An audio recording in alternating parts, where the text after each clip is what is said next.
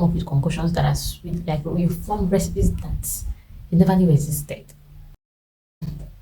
Hello there, you are highly welcome back to my YouTube channel. My name is Amarachi and this is Amarago TV.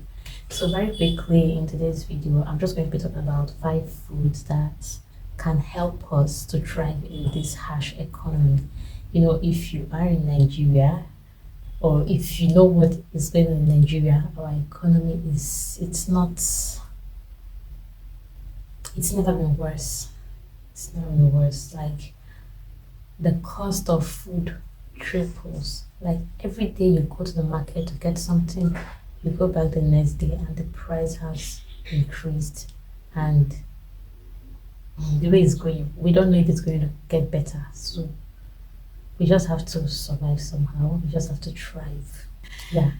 All right. So yeah, let's get into it. 5 foods to help us level up, adapt to, and tackle this food situation in Nigeria. So these are just 5 foods that I think that you should basically have in your house. You should basically have on standby. You know, that you don't have to break the bank for it, and you don't have to climb hills and mountains to get them.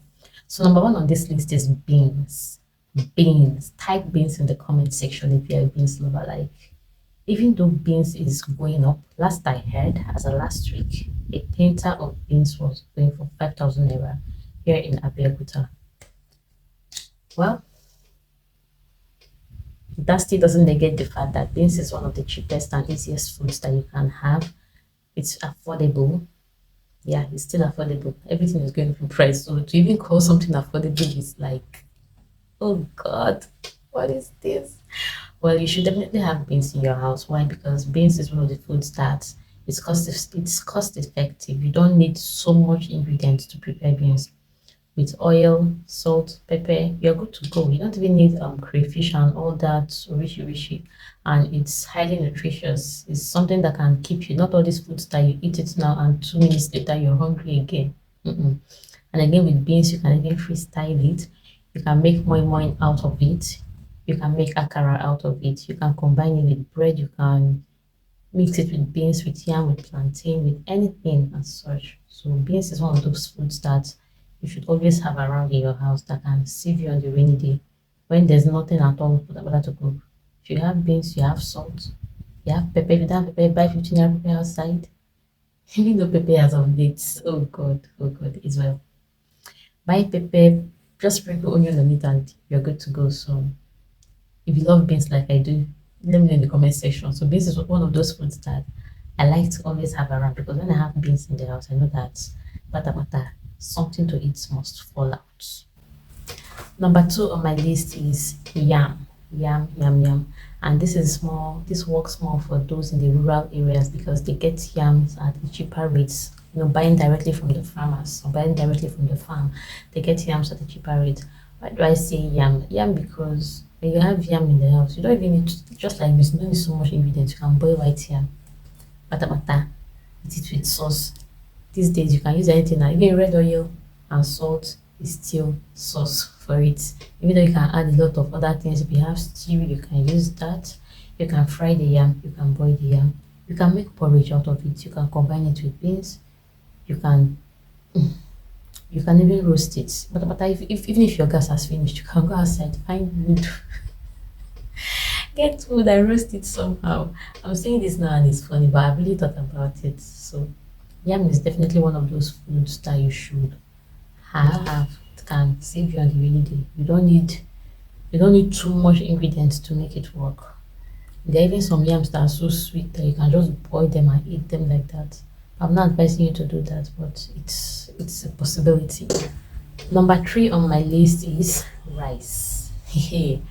Rice, still rice, yeah. If you can find the local rice, it's still beautiful. I mean, Abakaliki rice is like one of the best brand, one of the best species of rice that there is. But rice is something that you should have in your house. So even though the price of rice is going higher and higher every day, it's just getting puffed up like when you're blowing balloon.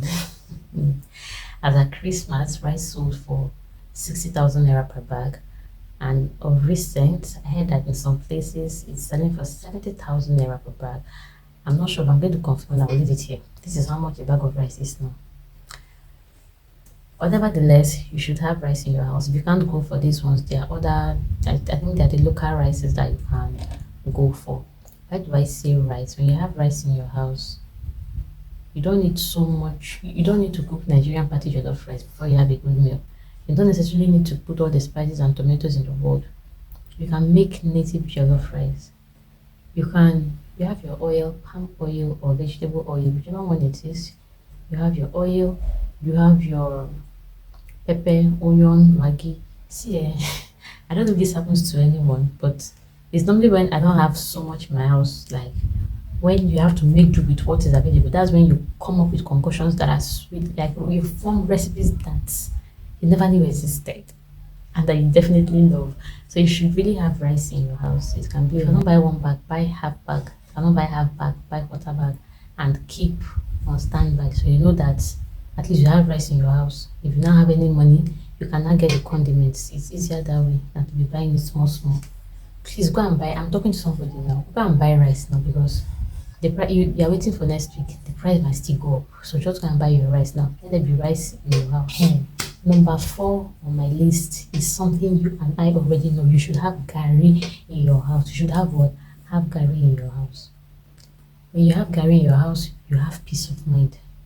I'm not. It's not a joke. When you have gari in your house, there's food. You have peace of mind. At least all you need to do is now get rishi to make soup. Gari is always cheaper when you get the bulk. If possible, get from those that produce directly. It's always cheaper that way. And you can always drink curry on whether you crave for it or you have to drink it. It's always a lifesaver. Gary should not be lacking in your house. Now, number 5 on my list is going to sound a bit controversial to some people, but I'm still going to say it anyway. You should have noodles in your house. Noodles, yes, Indomie. You should have Indomie in your house. Why? Because Indomie is a fast food. It's a fast food and you don't need any extra ingredients. On those days when you have like a carton of Indomie in your house, on those days when maybe you don't have strength to go to the market or you don't really have enough, you can just put Indomie inside the pot and cook it and eat it. You don't have to worry about pepper, oil, onion, and all that, and you don't have to waste a lot of time doing it. So yeah, you should definitely have noodles in your house. If you're a fan of no noodles, you say noodles is poisonous and all that and all that. You say noodles is not food.